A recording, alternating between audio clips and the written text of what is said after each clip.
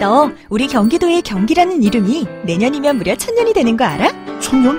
1000년이라고 하니 왠지 환상 속의 도시 같다. 1000년의 해를 맞이해서 경기도에서는 투어를 다니며 우리 도민들의 의견을 모으고 있대. 모아서 뭐하게? 우리의 의견을 모아 정책이 되게 한다는 거지. 단순히 1000년이 된 환상 속의 도시가 아니야. 우리의 상상이 현실로 구현되는 곳이야. 대한민국의 심장 경기도. 고려시대부터 불린 경기라는 이름은 어느새 1000년이 되었습니다. 1000년 동안 대한민국의 심장으로 뛰어온 만큼 경기도민의 목소리를 모아 미래 비전을 만들어가겠습니다. 이 캠페인은 경기도와 경기문화재단이 함께합니다. 외신에 보도된 우리 모습 살펴보는 밖에서 본 한국 코너입니다. 국제문제평론가 인문결 연구소의 임상훈 소장 어서 오십시오. 네, 안녕하십니까. 문재인 대통령 내일부터 중국 국빈 방문하게 되는데 네. 중국 내에서도 보도가 많이 나오고 있죠? 네, 중국 언론들이 이번 문재인 대통령의 나흘간의 국빈 방문을 아주 비중 있게 보도를 하고 있습니다. 지난 7일자 중국의 관영 인민일보의 자매지죠. 국제 외교 전문지인데 이 환구시보가 이번에 문재인 대통령의 중국 국빈 방문을 계기로 한국 여론이 한중 관계가 실질적으로 복원되기를 기대하고 있다. 이렇게 분위기를 전하기도 했습니다. 예. 그래서 중국 측이 사드 문제를 다시 꺼낼지 한국인들이 우려를 하고 있다. 이렇게 이제 한국 분위기를 전하기도 했는데, 예. 뭐 대부분 언론들이 이번 문재인 대통령의 방 중에서 가장 큰 아젠다 역시 사드 문제다 인정을 하고 있습니다. 이번 정상 간의 만남으로 한중 관계가 다시 정상 궤도에 오를 수 있을지 여부에 예. 관심을 모으고 있습니다. 뭐 우리 언론도 마찬가지입니다만 사드 문제, 그러니까 즉 동북아 안보 문제, 네. 그다음에 경제 협력 이 두 네. 가지가 제일 큰 주제죠. 네, 맞습니다. 실제 문재인 대통령의 일정을 봐도 그렇고요. 그러니까 안보 말씀하신 것처럼 그리고 경제 협력 이렇게 두 축이 이루어짐을 알 수가 있는데, 아까 말씀드렸던 그 환구시보 문재인 대통령이 13일 북경에 도착해서 시진핑 주석을 만난 뒤에 15일부터는 이틀 동안 충칭을 방문한다 이렇게 보도를 했습니다. 예. 충칭은 뭐 잘 알려졌다시피 일제 강점기 당시에 대한민국 임시정부 마지막 위치가 이제 거기에 있었죠. 환구시보가 이번 문재인 대통령의 충칭 방문이 한중 양국이 미래를 강조하는 데에 안성맞춤이다 이렇게 평가를 하면서 사드 배치 관련 문제에 관련해서 충칭 방문이 또 하나의 포인트다 이런 예. 평가를 했습니다. 충칭은 중국의 서부 지역 개발의 거점이잖아요. 네, 그렇죠. 충칭에 우리 임시정부의 중요한 유적이 있다. 뭐 이 사실 양국 간의 과거의 끈끈한 관계의 상징을 좀 하려고 하는 것 같습니다. 근데 중국의 미래 역점 사업 1대1로 구상, 그다음에 서부 아주 그냥 큰 계획이죠. 대개발. 이걸 위해서는 충칭의 주요 거점이 되기 때문에 이번에 문재인 대통령이 충칭 방문에 대해서 한중 양국의 경제 협력을 포함한 미래를 위한 방문이다. 이런 표현이 등장을 하고 있고요. 예. 또 현지의 충칭에 한국 기업들도 많이 진출해 있기 때문에 한중 간의 경제 협력을 위한 일정이다. 이렇게 소개를 했습니다. 그리고 같은 날 중국망에는 중국 사회과학원의 왕준성 연구원 한국 관련해서 글을 많이 쓰는데 기고문이 또 하나 나왔습니다. 한국은 대북 정책에서 중국의 입장이 아주 곤란한 상황이다. 이걸 좀 한국이 이해해줘야 된다. 이렇게 얘기를 하면서 북핵 문제 해결을 위해서 중국이 바친 노력을 좀 한국이 알아줬으면 좋겠다. 주문을 하게 됐습니다. 예. 그래서 한반도를 비롯해서 동북아 안보 정세가 불안정한데 문재인 대통령이 한중 관계를 더 발전시켜서 대정치가가 되기를 기대한다. 이런 덕담을 남기기도 했습니다. 예. 그런가 하면은 중국 인민일보의 국제 섹션 인터넷판입니다. 해외망. 여기서는 충칭이 한국 건국의 뿌리다. 이런 표현을 쓰면서 문재인 대통령이 충칭을 방문하는 또 다른 의미를 부여하기도 했는데요. 이 매체는 과거에 이명박 박근혜 전 대통령도 중국을 방문했을 당시에 지방 도시를 방문을 했는데 그때는 청두 그다음에 시안이었다 이렇게 언급을 하면서 문재인 대통령의 경우 충칭을 방문한 의미 이거는 독립운동 당시의 역사적 의미를 되새기기 위함임을 또 설명을 하기도 했습니다. 그런 역사적 의미에다가 플러스 미래 경제 협력의 상징 이런 네. 거지 않겠습니까? 그렇죠. 또 다른 소식 들어보죠. 중국 이야기 하나 더 전해드리겠습니다. 중국의 관영통신 인터넷판이죠. 신화망이 2017년 한국을 결산하는 논평을 냈습니다. 네. 한국 힘든 한 해를 보내다 이런 제목이었는데요. 네. 이 논평은 문재인 정부의 출범을 중심으로 해가지고 이 한국에 아주 다난했던 올 한 해 여러 가지 분야에 걸쳐서 정리를 하고 있는데 제목에서 밝히고 있는 대로 한국 정계가 발칵 뒤집히게 만들었던 그런 지난 정권의 정치 스캔들 이후에 정치 후폭풍 이런 것들을 거슬러서 쭉 돌아보고 있습니다. 예. 특히 이 매체는 한국이 지난 한 해 정치적 회오리가 한국 사회에서 오래 유지되어 왔던 정경유착에서 온 것이다 이런 진단을 하면서 혁신과 변화에 대한 국민들의 간절한 염원이 반영된 것이 문재인 정부의 적폐청산이다 이렇게 보고 있습니다. 예. 그리고 이 신문은 비유를 들었는데 병을 치료하는 데 시간이 필요하듯이 한국 사회의 뿌리 깊은 고질병, 이 정경유착을 뿌리 뽑는데 쉽게 이루어지는 것은 아니다. 시간이 필요하다. 이렇게 진단을 하게 됐습니다. 그러니까 적폐청산이라고 짧은 시간에 몇 명 처벌하고 바로 끝날 수 있는 문제가 아니다. 시간이 걸린다. 그렇죠. 그래서 일각에서 우리나라 국민들이 피로감 느끼기 때문에 이 적폐청산 빨리 끝내야 된다. 이런 시각과는 좀 차이가 있는 대목인데요. 단순한 상징적인 몇몇 조치로는 만성만 생기고 병이 치료되지 않는다 이런 의미를 익히는데 신화망은 그러면서 적폐청산뿐만 아니라 외교 안보 분야도 같은 문제로 보고 있는 것 같습니다. 예. 한반도 현안에 직면한 문재인 정부가 북한과 대화로 풀어가려는 방향을 외교 안보 정책의 기본으로 잡았는데 한반도 정세는 그 계획대로 흘러가고 있지 않다 이렇게 진단을 하면서 예. 이 또한 시간이 필요한 사안들임을 시사하게 됐는데요. 이것도 시간이 필요하다. 네. 조명균 통일부 장관이 지난 11월 28일 날 정리의 브리핑을 했던 이거를 좀 인용을 하고 있습니다. 예. 그러니까 문재인 정부의 대화 중점 정책에도 불구하고 한반도가 긴장 상태를 벗어나지 못하고 있는 상황.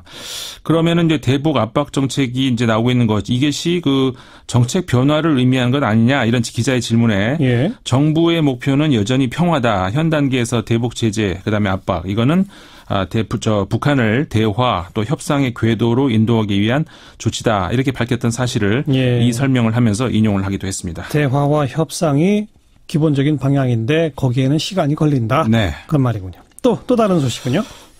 우리 평창 동계올림픽 점점 가까우지 않습니까? 가까우면서 외신들의 이 관련 소식들이 늘고 있습니다. 예. 최근 들어서 부쩍 늘고 많아지고 있는 걸 볼 수가 있는데. 일단 반가운 소식이네요. 그렇죠. 우리나라 제외하고 외국 언론 중에서 가장 이 평창 올림픽 소식을 많이 전했던 그리고 관심 있게 보고 있던 나라가 러시아였거든요. 도핑 이 문제 때문에 더 그렇겠죠. 그렇죠. 예. 워낙 스포츠 강국이기도 하지만 도핑 문제 때문에 그랬었는데 러시아 이번에 징계 여부 여기에도 굉장히 관심을 예. 크게 그렇죠. 보였었죠. 근데 푸틴 대통령이 일단 개인 자격 참가는 막지 않겠다라고 네. 발표했잖아요. 그렇죠. 사실 이번에 IOC의 러시아 평창 올림픽 출전 금지 결정 이후에 러시아 선수들이 과연 개인 자격으로 출전을 해야 되는가 말아야 되는가 이게 러시아 내부에서 찬반 논란이 굉장히 컸습니다. 그렇죠.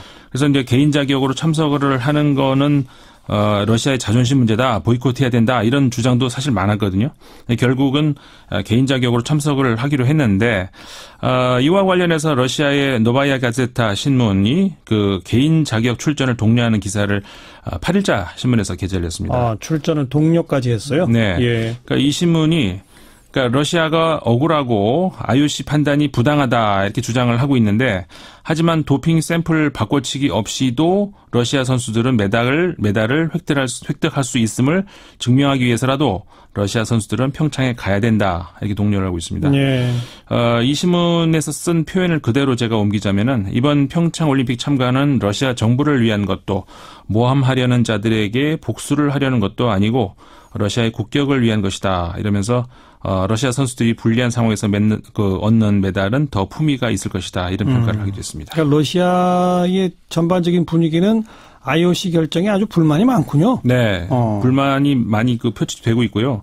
그리고 이제 일단 결정이 됐으니까 제재 결정이 된 이후에 어떤 선택을 할 수 있을 것인지 그런 전망 이런 기사들도 많이 있었습니다. 예. 현재로서는 한국행을 거부하는 선수는 아직 나오지 않고 있다. 이런 기사 보도도 있었고요. 그래요. 그리고 IOC의 결정 이후에 러시아 내에 한국행 항공권 검색이 증가했다. 이런 보도도 나왔습니다. 예. 그러니까 한 여행사가 IOC의 결정 이후에 한국행 항공권 수요 분석을 발표를 했는데 아까 말씀드렸던 것처럼 IOC의 제재 발표 전에 이미 러시아 언론들이 평창 올림픽에 대한 관심이 상당히 높았었거든요. 네. 이번 IOC의 결정은 오히려 그래서 평창 동계 올림픽에 대한 러시아인들의 관심을 오히려 증가시킨 결과를 만들었다. 이런 분석도 또 러시아에서 나오고 있습니다. 아무튼 선수들 좀 많이 왔으면 좋겠고요. 네. 또 다른 소식이요? 올림픽이 가까우니까 또 개고기 논란이 하나둘씩 나오는 것 같습니다. 또 나와요? 네. 이번에는 벨기에였습니다. 드 모르겐이라고 하는 신문인데 5일자 기사에서 이런 내용이 소개가 됐습니다. 수세기 동안 개고기는 한국의 음식 메뉴 중 하나였는데 평창 동계 올림픽을 앞두고 이런 식문화를 청산하려 하고 있다. 이렇게 전하면서 예. 한국에서 최근 들어서 개고기 전통이 압박을 받고 있다. 근데 이 젊은 세대들은 그다지 개고기를 좋아하지 않는다. 이렇게 소개를 하면서 한국에서 게 시장이 점점 줄어들고 있는 추세다. 예. 근데 그 이유 중에 하나가 게를 애완동물로 인식하는 경향이 증가하고 있기 때문이다. 이렇게 신문을 전하기도 했습니다. 네. 이런 식으로 좀 자연스럽게 정리가 돼 가겠죠. 그렇죠. 자, 또 다른 이야기는요? 영국 하원 의원이 영국의 무가지 신문의 기관 글을 소개해드리겠습니다. 어제의 날짜였는데요. 제목이 한국 기회이자 영감의 원천 이렇게 되어 있습니다. 예. 마크 필드 그러니까 보수당 의원인데요. 예. 올해 8월 그다음에 11월 두 차례 한국을 찾은 것 같습니다. 두 번 다 여전히 한국은 생동감이 넘친다. 이렇게 얘기를 하면서 혹시 북한 미사일이나 핵실험에 한국인들이 겁을 먹었을 것이라 생각하면 오산이다. 한국은 수십 년 동안 같은 위협과 더불어 살아왔고 이 사회는 평소처럼 아무 일 없이 돌아가고 금융시장은 긴장에 별다른 반응을 보이지 않고 꾸준히 성장을 해왔다. 이렇게 전하면서 예. 마크필드 의원이 한국과 영국 사이에 의외로 공통점이 많다. 이렇게 얘기를 하는데 어떤 공통점이요? 첫째로 양국이 오랜 정통의 역사를 가지고 있다. 그리고 그 외에도 남수단의 평화유지 등 G20에서 유엔에서 그리고 또 유엔에서 다양한 사안 관련해서 공조가 있다. 예. 한국 전쟁에서 같이 나란히 참여를 했고 영국 병사들이 1,106명이 사망을 했다고 하네요. 예. 그다음에 그 외에도 아프가니스탄, 이라크 이런 데서 전사자 수를 합친 것보다 영국이 한국에서 싸워서 사망한 전사자가 더 많다. 이런 얘기들. 그러니까 굉장히 한국에 대한 어떤 애착 느껴지고요. 한국의 역동성과 북한의 폐쇄성을 대비하는 그런 글이었던 것 같습니다. 하원 의원의 기고문. 네. 그리고요. 또 다른 글 하나 소개해드렸습니다. 이번에는 한국의 인종차별을 고발하는 기사가 하나 있는데요. 인종차별? 네. 그러니까 홍콩 신문입니다. 사우스 차이나 모닝 포스트가 11일자 신문인데 이게 기고문이 실렸습니다. 예. 한 조사 기관의 보고에 따르면은 한국에 거주하는 외국인의 94.5%가 차별을 당한 적이 있다. 이렇게 대답한 것으로 조사했다고 하거든요. 94.5%나? 저도 이거 보고 굉장히 충격적이었습니다. 예. 근데 이제 이 신문에 따르면은 일본의 경우에 2017년 조사에서 30%의 외국인이 그런 경험이 있다 대답한 것으로 나타났다고 하거든요. 네. 그러니까 이 한국 내에 인종차별 문제가 상당히 심각하다 이런 이야기가 되는데 몇 년 전이었었죠. 유엔 인종차별 특별보좌관이 한국에 인종차별 금지법 제정해야 된다 촉구를 하지 않았습니까? 예. 근데 아직까지 이게 도입이 안 되고 있다. 이 신문이 또 이렇게 언급을 하기도 했습니다. 아직 우리나라는 이게 좀 다른 외국인들의 수가 급격히 증가한 게 최근이기 때문에 그렇죠. 인종, 국정 문제 민감하지 않아서 아직 법안까지 못 만드는 거 아니겠습니까? 그렇죠. 그래서 이 이유가 뭔가 이 신문이 몇 가지 이유를 지적하고 있는데요. 우선 한국의 노동자들이 외국인 근로자들이 한국에 와서 일자리를 뺏어갈 것이다. 이렇게 우려를 하기 때문이다. 이렇게 이유를 들고 있고요. 예. 그다음에 이제 한국의 기독교 일각에서 이 같은 법안이 그 법안이 그 성소수자 이들을 보호할 것이다라는 이유로 이제 반대를 하고 있다는 것을 또 들고 있습니다. 예. 그다음에 또 하나가 이제 지금 말씀하신 것처럼 한국의 법학계에서 한국의 인종차별에 관심을 가질 어떤 필요성을 아직까지 느끼지 않고 있는 것이다. 이런 지적을 하고 있는데요. 예. 그리고 한국인들의 경우 외국인에 대한 편견이 심한 것이 좀 심하다. 이렇게 이 신문이 전하고 있는데 예를 들어서 외국인 범죄에 대한 공포가 늘고 있는데 실제로 그 통계를 보면 2015년 3월 같은 경우에 한국인 범죄율이 3.75%, 반면에 외국인의 범죄율이 1.71%로 나타났다고 하거든요. 그러니까 외국인 범죄율은 한국 전체의 평균의 절반에 불과한 것으로 나타났다는 건데. 그럼에도 불구하고 외국인들은 범죄를 많이 일으킨다. 네, 이런 식의 잘못된 인식이 퍼져 있다. 그렇죠. 예. 그래서 이제 이런 편견에 대한 극복이 급선무다 한국에서 이렇게 이 신문은 전하고 있습니다. 네. 한국에 들어와 있는 외국인의 무려 94.5%가 차별을 당한 경험이 있다라고 대답했다는 조사. 네. 이건 참 우리가 스스로를 돌아보고 좀 반성해야 할 그런 대목인 것 같습니다. 그렇죠. 네, 수고하셨습니다. 네, 감사합니다. 네, 밖에서 본 한국이었습니다. 국제문제평론가 인문결연구소의 임상훈 소장이었어요.